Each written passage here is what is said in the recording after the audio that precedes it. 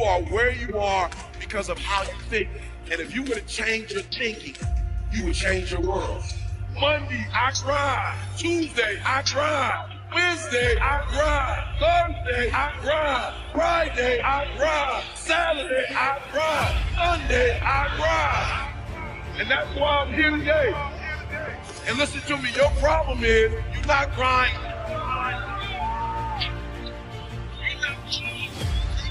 All right, so real quick, I brought my man Toby up because he's closer to your age, just got a degree. I brought CJ up because he's closer to you guys' age.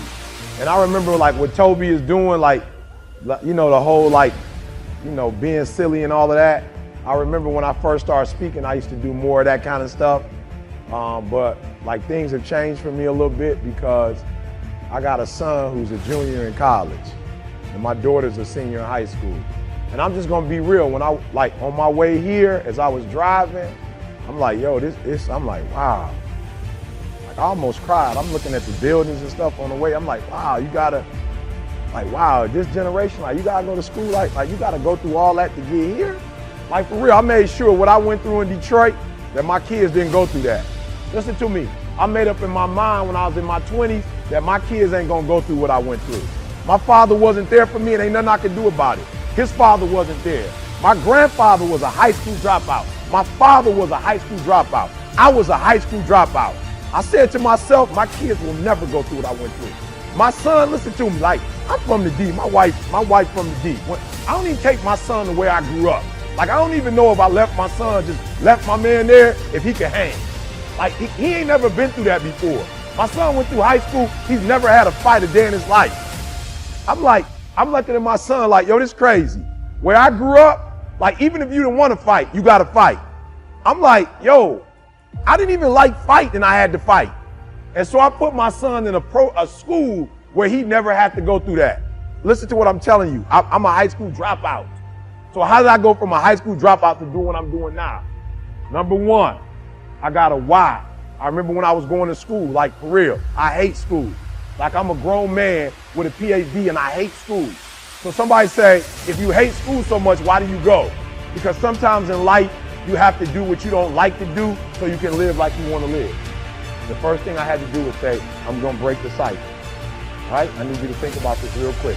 How many in this room? There's your mother, your grandmother, or somebody that you like you love with all your heart. There's somebody in this room that you love. I need you to raise your hand for me. Somebody you love.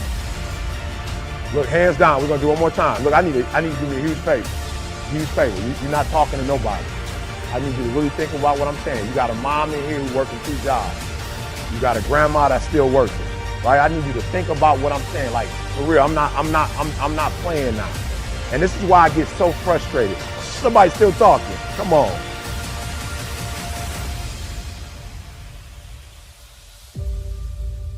Bro, I promise you, I love you, bro.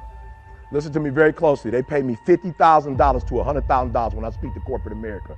I go to a basketball program, they pay me good. I ain't getting a dime here. I'm here because I love you. But I'll be darned if I come here for free and you disrespect me. I ain't 20 years old. I ain't 19 years old. I'm a grown man. I'm here because I love you. I'm here because I love y'all. They ain't pay me a dime. As a matter of fact, I came and used my influence to raise money so a group of kids can go to Costa Rica. I'm not here to get nothing. I'm here to give you something. I'm not here to take nothing from you. I'm here to give you something. And listen to me closely. When people love you, you don't do them like dirt.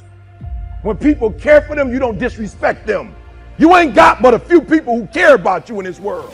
Didn't you hear what I just said? You in the wrong place. You gonna get shot and killed, and ain't nobody gonna go to jail for it. Ain't nobody gonna go to jail for it. Ain't nobody gonna do no time for it. So the few people who you do have that care, you can't treat them like garbage. You can't disrespect the people that's trying to look out for you. Because you ain't got you ain't got a lot of dudes. Look me up. You ain't got a lot of dudes that do what I do that's coming to your school. No disrespect. The dude you listening to my man and jamming to his album, he ain't coming here. And I just heard we had a rapper here last night. How many schools did he go to? How many elementary schools? He came and took your money, but he didn't invest nothing back into you. And you're going to have the nerve to laugh and joke when teachers trying to teach you? You got got the nerve to act a fool when somebody cares about you? You talking while I'm talking? Do you know if I go to a Jewish school, them kids quiet? If I go to a white school, them kids quiet. If I go to a Latino school, they quiet. The only kids that disrespect me is black kids. That's it. My own are the only ones that disrespect me. I walk in any other school, they like, there go E.T. We taking notes. I come home, you talking. You capping jokes. You think something funny. Look how we living. Ain't nothing funny. Ain't nothing funny, y'all. Look, when I got my PhD, what embarrassed me, I'm in there, they asking me like, what's wrong with our urban schools? Like, why you asking me? I'm in classes like you in class. The teachers want to know, professors want to know, well, why are your kids, what's the problem in the school system? I'm embarrassed, y'all. I'm a grown man. I'm embarrassed that they talk about y'all. And you know why I'm embarrassed? Because what they don't know is you ain't even trying when you take the test. You didn't give your best. They think you dumb. You ain't dumb. You can't take our people from Africa and put us in the diaspora and spread us all over the world and we survived slavery and we can't pass the test? Come on. I ain't stupid. You take everything from us and we still survive? And you gonna tell me we can't learn how to write? Have you lost your mind? We are survivors.